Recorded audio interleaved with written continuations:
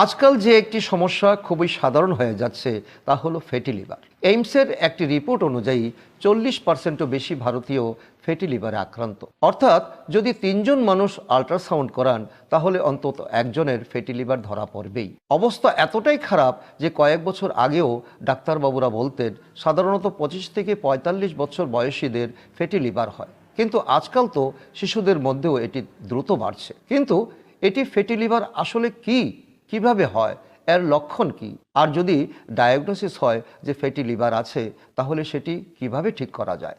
দেখুন, প্রথমে এটা বুঝে নিন, লিভার যত দ্রুত ফ্যাটি হয় তত দ্রুত আবার ঠিকও হয়ে যেতে পারে যদি আমরা একটু মনোযোগ দেই। ডাক্তারবাবুরা বলেন যে নিজেরাই মানেন যে ফ্যাটি লিভার 100% ট্রিটেবল, আর সেটাও ঘরে বসেই কোনো ওষুধ ছাড়াই। তাই যদি আপনার বা আপনার পরিবারের কারো ফ্যাটি লিভার থাকে তাহলে একদমই ঘাবড়ানোর দরকার নেই।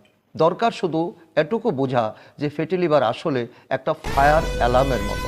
আগুন একটু লেগেছে, কিন্তু এখনই দৌড়ে গিয়ে নেভানোর চেষ্টা করলে সহজেই নেভানো যাবে এবং কোনো ক্ষতি হবে না। এই